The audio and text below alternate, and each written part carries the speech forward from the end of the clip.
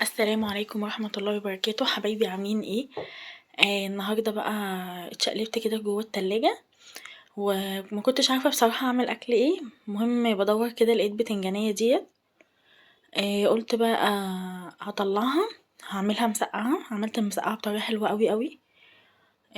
وبعدين رحت جاية فاتحة الفريزر، قلت بقى هعمل لهم مسقعة وفول وجبنة وكده وطبق سلطة. فالأكل ده الصراحة يفتح النفس، واحنا كمان زهقنا من الأكل كله. المهم مسكت البتنجانية كده قشرتها، وهمسكها اقطعها مكعبات صغيرة. انا هوريكوا دلوقتي هقطعها ازاي. انا بصراحة في المسقعة مش بحب اقطعها شرايح مدورة، بحسها كده تقيلة. انما المكعبات دي بتبقى حلوة قوي قوي وسهلة كده في الاكل، اللي عايز يغمس كده بالعيش بتبقى سهلة معايا بدل ما يفضل يقطع في البتنجانية المدورة وكده. المهم هقطعها كده مكعبات زي ما انتوا شايفين، وهقوم جاية حاطة عليها رشة من الملح، وهسيبها على جنب لحد ما تنزل ميتها. هاجي بقى في طبق، هجيب كام قرن فلفل سبايسي كده، وهقطعهم حلقات رفيعة خالص. هقصقصهم كده بالمقص، والمقص بصراحة بيسهل عليا تقطيع الفلفل قوي يعني. هقطعهم كده، وكنت بقى محضرة زيت على النار يسخن قوي. وطبعا عملت لهم جنبها بطاطس محمرة، يعني عملت فول وبتنجان وبطاطس محمرة وكده. جبت بقى طماطمايه. بصوا بقى انا في المسقعة مش هقطعها، يعني مش هقطع الطماطم مكعبات صغيرة ولا هضربها في الخلاط. انا بس هبشرها. تمام، هبشر طماطمايه. وهنا كان الزيت سخن، رحت جايه نازله فيه بالبتنجان. هبدأ ان انا اقلب البتنجان لحد ما يوصل للون الذهبي الحلو ده. تمام، هسيبه بقى على النار كده لحد ما ياخد اللون الذهبي الحلو ده. وبعد كده بصوا اهو هنا كان خلص خلاص. تمام، بصوا شكله ولونه عامل ازاي. هنزل بقى في الزيت بالفلفل. هقلي بقى الفلفل كده مكان البتنجان اهو. طلع بس البتنجان ده ونزلت بالفلفل. طبعا الفلفل ما بياخدش دقيقتين على النار وبيبقى زي الفل يعني. هطلع بقى الفلفل، وكنت مقشره بقى بطاطس. عملت حبه بطاطس كتير كده.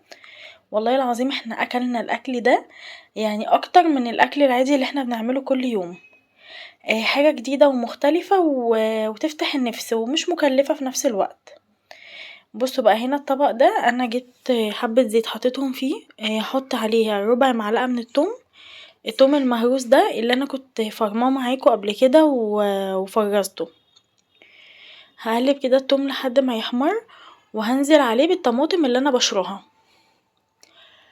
وهحط عليها كمان معلقة صلصة. وهسيبها كده تتسبك مع بعض. طبعا هحط عليها ملح، وهسيبها كده مع نفسها تتسبك وحبة مية صغيرين خالص بس. وهسيبها على كده. تمام، اول ما هتتسبك هقولكوا بقى ايه هعمل فيها ايه. وعملت كمان طريقة حلوة جدا هنزلها لكم بكرة لبواقي الاكل. برضو لميت بواقي الاكل اللي في التلاجة وعملت بيها برضو طاجن حلو جدا جدا يعني. هنزله بكرة ان شاء الله.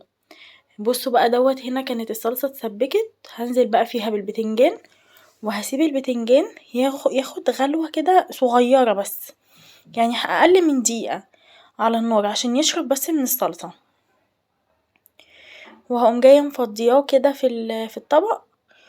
بصوا بقى شكل طبق المسقعة عامل ازاي. ده انتوا كمان ما شفتوش طبق الفول، حاجة كده تفتح النفس. انا جوعت اصلا وانا بعمل الاكل. الفول بقى هحط بقى معلقة من الزيت، حبة زيت صغيرين برضو، وهحط عليها نص معلقة صغيرة من التوم. هسيبه لما يتحمر، وهنزل بالفول عليه. على فكرة الفول ده انا كنت مدمساه في البيت، وبرضو كنت انا منزله، كنت مدمساه ونزلت الفيديو بتاعه. تمام، وهحط عليها الطماطم. دي بقى طماطم انا كنت مقطعاها قطع صغيرة زي السلطة كده، وهسيبها لحد ما تتسبك. وبعد كده هنزل فيها بالفول. بصوا بقى شكل الفول المتدمس في البيت احلى 100 مرة من اللي احنا بنجيبه من بره. هقوم جايه حط عليها الملح وحبة كمون. وبكده انا خلاص خلصت طبق الفول. بصوا بقى شكل طبق الفول عامل ازاي، شكله تحفة بجد. وكده انا خلصت الاكل اصلا وده كان شكله بعد ما خلص. يارب تكون طريقتي النهاردة عجبتكم، ولو اول مرة تشوفوني ادعموني بشير ولايك واشتراك في القناة.